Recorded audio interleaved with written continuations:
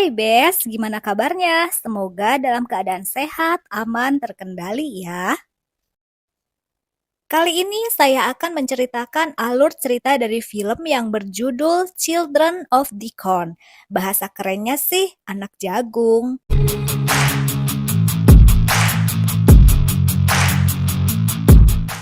Film ini menceritakan tentang sekumpulan bocil yang mencoba mempertahankan ladang jagung turun-temurun kebanggaan nenek moyang mereka. Suatu waktu, semua warga berkumpul dengan lurah setempat untuk menemukan solusi tentang permasalahan yang terjadi di kota mereka. Sang lurah berharap warganya mengikuti kebijakan pemerintah untuk meratakan ladang jagung di kota itu. Karena saat ini ladang jagung itu diyakini sudah tidak menghasilkan jagung yang baik. Tentu saja, keputusan itu menuai pro dan kontra di antara para orang dewasa dan para bocil. Hal tak terduga terjadi ketika putusan tidak memihak kepada para bocil yang dipimpin oleh Eden, sang psikopat yang sudah dipengaruhi entitas lain penghuni ladang jagung tersebut. Para bocil harus mendapatkan cemoohan orang dewasa ketika ikut menyampaikan pendapat. Karena kecewa mendapat perlakuan seperti itu, para pasukan bocil mulai meneror warga desa yang menginginkan ladang jagung di kotanya untuk dimusnahkan. Terlihat di sana seorang anak kecil yang sedang asik bermain sendirian. Dialah tokoh utama dalam cerita film ini. Tiba-tiba muncul seorang pemuda di balik semak-semak dengan sebuah pisau di tangan, kemudian berbisik, "Tidak akan ada yang mati." Don't worry, Eden. Nothing ever really dies in the corn. Eden agak heran dengan sikap si pemuda yang tanpa intro langsung menghabisi semua pengurus yang ada di dalam panti asuhan. Setidaknya belasan orang menjadi korban.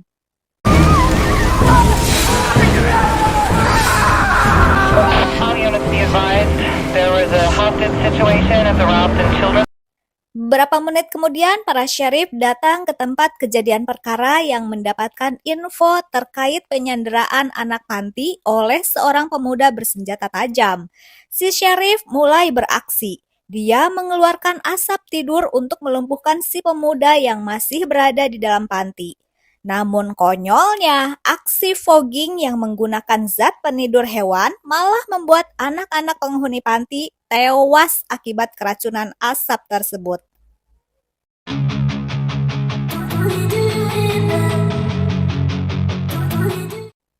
Di keesokan hari, sheriff yang terlihat watados atas kematian anak-anak panti menyuruh seorang pastor untuk menginterogasi Eden. Karena saat itu Eden terlihat ada di tempat kejadian perkara.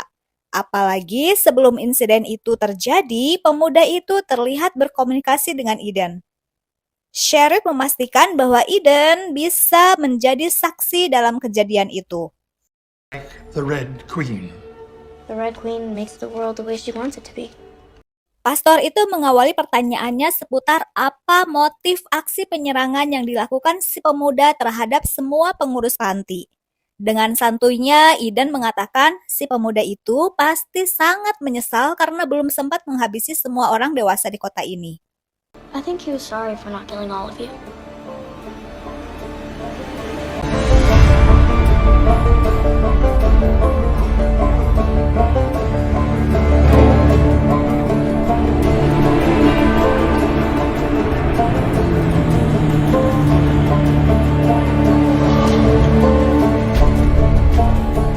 Scene berpindah. Perkebunan jagung itu hari demi hari sangat memprihatinkan, jauh dari kata subur makmur. Sementara di kebun jagung terlihat seorang wanita berambut blond. Gadis itu bernama Archie, tapi biasa dipanggil Bo. Depannya nggak pakai open loh ya. Bo sedang mengajak adiknya yang bernama Cece berkeliling di ladang jagung. Sebenarnya Bo bercita-cita ingin menjadi seorang pakar mikrobiologi. Bo melihat kualitas tanaman jagung yang menggunakan pupuk sintetis dari pemerintah oleh para petani. Justru pupuk-pupuk itu malah membuat jagung semakin memburuk dari sebelumnya. Lalu tiba-tiba Bo melihat tindakan adiknya yang gegabah. Sontak membuat Bo kesal. Karena bisa saja pupuk sintetis itu memiliki efek buruk pada pernafasan manusia. Delicious. So good. Cease, Think I'll have a stop. second helping. Cut it out. Stop playing with that stuff, okay? Beberapa saat kemudian, Bo bercerita bahwa minggu depan dirinya berencana untuk pergi mengambil beasiswa di salah satu university di Bandung. Bo berharap kedepannya bisa membantu memperbaiki ladang jagung yang menjadi ikon di kotanya. Mendengar hal itu, Cece merasa jika kakaknya ini berusaha kabur dari permasalahan yang sedang mereka hadapi, kota yang tengah sekarat. Namun, Bo berkata jika hal ini ia lakukan demi bisa menuntut ilmu dan suatu saat bisa memperbaiki kembali kotanya. Di tengah perbincangan, tiba-tiba muncul Eden dari dalam kebun sambil menunggangi kuda. What's with the wig? Today, I am the Red Queen.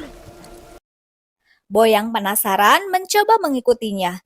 Di sana, Bo melihat tindakan barbar para bocil yang sedang kumpul drama-dramaan di tengah ladang. Bo dan Cece pun terkejut, apalagi saat melihat Eden memimpin acara drama yang akan mengeksekusi dan meminta Welly, salah satu bocil yang diduga tidak sengaja membunuh dogi kesayangan para bocil. Mereka menyerukan Welly melompat dari atas lumbung untuk menebus kesalahannya.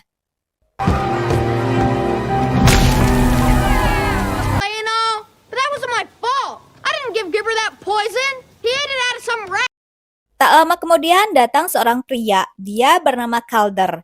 Dia terkejut melihat mobil antik milik neneknya yang sudah rusak oleh para bocil. Melihat para bocil yang sudah kelewatan dalam hal bermain, Bo mengingatkan para bocil tersebut. Namun para bocil tidak menghiraukan ucapannya, justru malah semakin menyerukan Welly untuk segera melompat. Melihat tingkah para bocil yang semakin barbar, Bo pun mengajak adiknya untuk segera pulang. Akan tetapi Cece menolak karena ia yakin Eden bersama para bocil akan menjadi temannya saat Bo kuliah keluar kota. Bowen's right. Just shove him off. We'll pretend the part we burn him to death.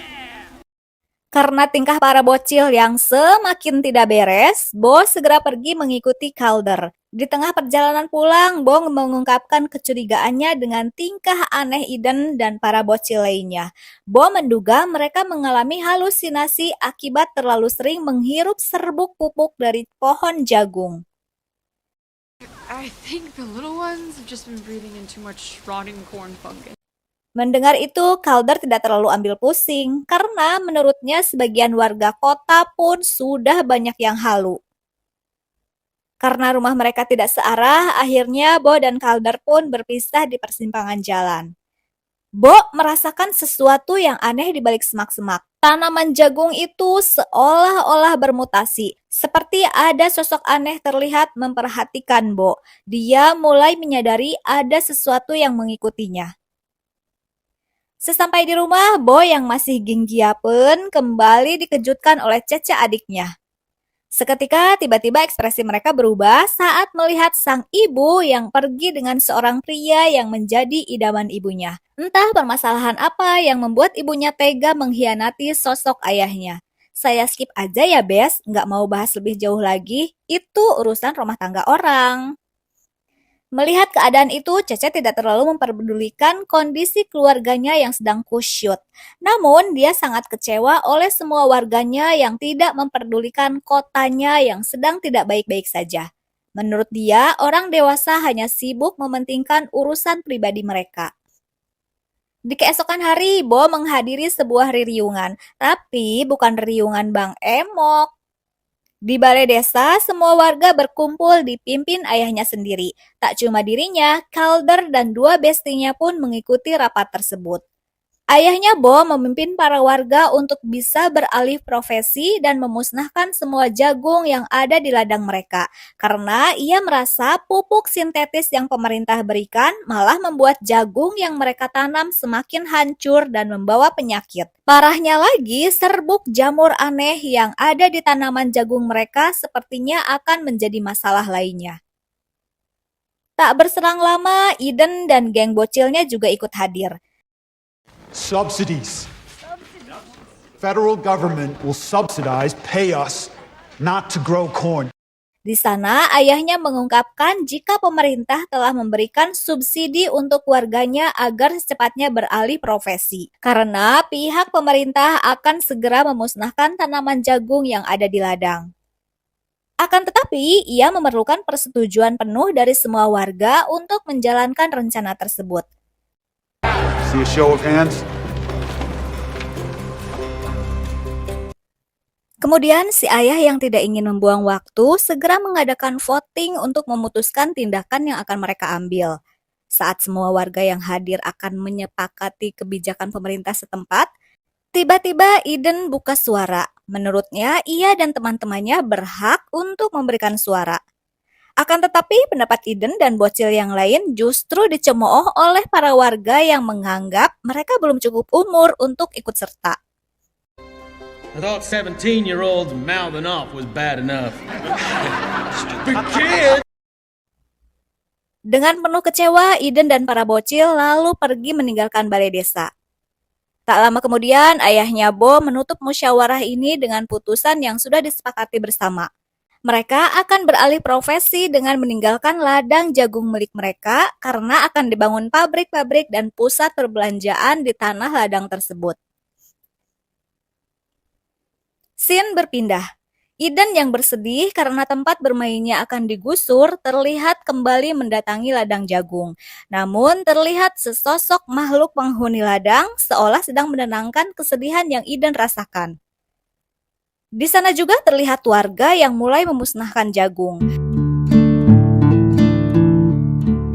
Di saat itu pula, Eden yang mendapat hasutan dari makhluk penghuni ladang memimpin pasukan bocil untuk melakukan aksi pemberontakan. Bahkan, Eden dan yang lain pun berusaha menyabotase alat komunikasi di tempat tersebut.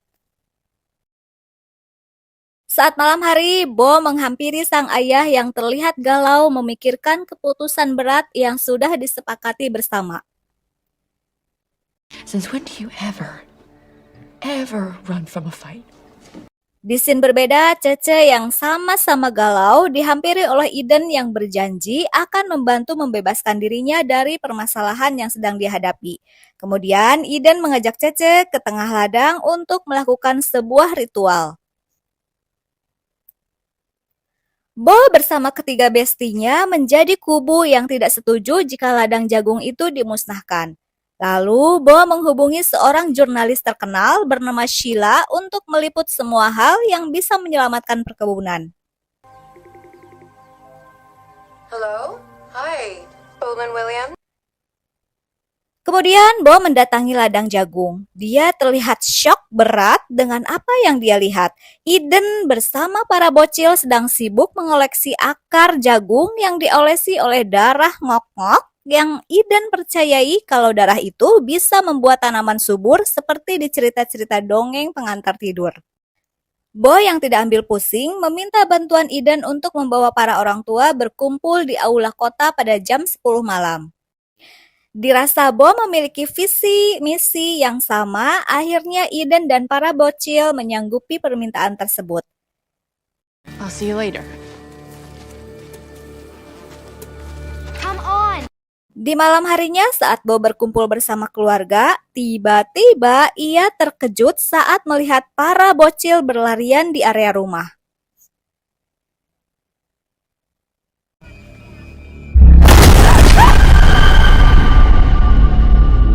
Bo sedikit heran, apakah yang dia lihat hanya halusinasinya? Bo kemudian menjalankan rencananya pergi ke kamar meskipun hatinya ragu karena harus membius sang ayah melalui minumannya. Saat malam semakin larut, ayahnya yang kelenger efek obat tidur heran karena saat tersadar dia sudah dalam keadaan terikat. Bo memberi penjelasan jika semua ini akan cepat berakhir asalkan ayah dan ibunya tidak melawan. Setibanya di aula, Bo dan Calder pun heran melihat keadaan yang sangat sepi. Di sana terlihat Eden yang sedang duduk santuy. Lalu Bo menanyakan tentang keberadaan si reporter dan juga para warga lainnya. Namun menurut Eden, jurnalis yang Bo panggil masih belum datang. Tak percaya dengan ucapan Eden, Bo dan Calder berusaha untuk menghubungi Sheila. Tapi anehnya, sinyal selalu hilang seolah ada seseorang yang sudah menyabotase tower. Kemudian Eden berkata jika Bo dan Calder terlambat menghadiri persidangan yang telah mereka lakukan. Merasa ada yang tidak beres, Bo pun bergegas mengikuti Eden. Di mata Eden, ayahnya Calder orang yang paling menyakiti hatinya dengan mencemoohnya. Akhirnya dia yang paling pertama dieksekusi. Lalu Eden si bocil psikopat itu langsung menginstruksikan para bocil untuk pergi ke suatu tempat. Ternyata kota ini sudah dikudeta oleh para bocil. Hingga sesampainya di kantor sheriff, Bo seakan tidak percaya jika sebagian warga sudah dikurung di balik sel oleh para bocil itu. Di tengah kepanikan, Bo pun menghampiri kedua bestinya yang masih selamat. Calder yang dendam atas kematian ayahnya berusaha untuk melakukan sesuatu pada Eden dan para bocil, yang ternyata mereka memiliki kekuatan di atas rata-rata bocil pada umumnya. Mereka mampu menghabisi Calder dengan sekali jotos. Sesaat kemudian, si ayah dan para warga pun panik saat melihat Eden mulai mengenakan topeng gas, di mana kali ini Eden berusaha menuntut balas atas kematian teman-temannya di panti yang tewas akibat tindakan fogging yang pernah dilakukan sheriff dan warga lakukan beberapa waktu silam. Melihat sheriff dan para warga dalam kondisi selamat, Eden yang sudah terhasut sosok makhluk berusaha membuat para warga menjadi pupuk untuk menyuburkan ladang jagung.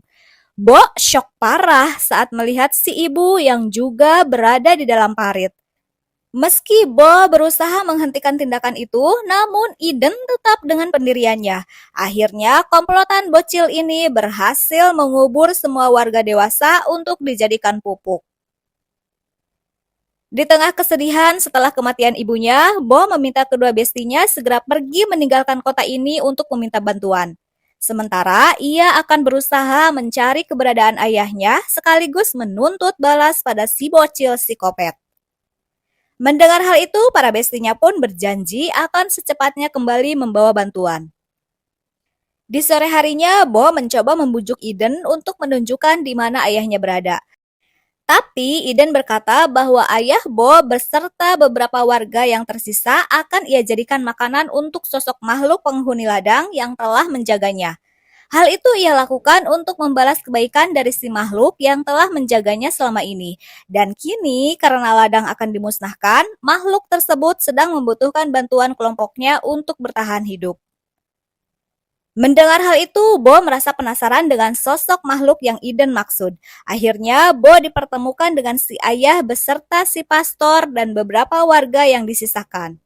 Lantas, Bo pun memberitahu si ayah untuk menuruti dulu semua perintah Eden sampai mendapatkan kesempatan untuk bisa kabur.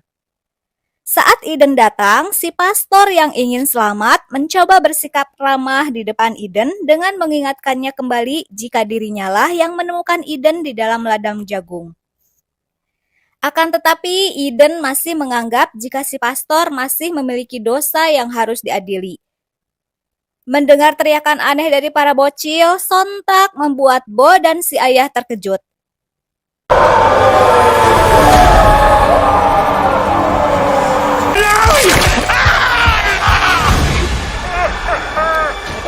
Beberapa saat kemudian, tibalah waktu si ayah dan warga yang lainnya akan dikorbankan ke dalam ladang jagung tersebut. Bo meminta ayahnya untuk fokus agar bisa keluar dari ladang jagung dan segera mencari bantuan. Setelah si ayah pergi, Bo yang benar-benar murka terhadap Eden dan para bocil membawa sebilah pisau untuk mencari kesempatan menghabisi Eden. Sementara di dalam aula, Eden sedang mendoktrin para bocil untuk lebih semangat dalam melancarkan setiap aksinya. This is our world now, and we're gonna run it the way we want for a change. Bo yang melihatnya berusaha menghentikan eksekusi pada Sheila. Saat Bo membawa Sheila, tiba-tiba Eden berubah pikiran. Dia lebih menginginkan Sheila untuk langsung dihadapkan pada si makhluk penghuni ladang. Sesampainya di lumbung jagung, dengan rasa was-was, Bo berjalan mengikuti para bocil. Tapi tiba-tiba ia mendengar suara yang aneh.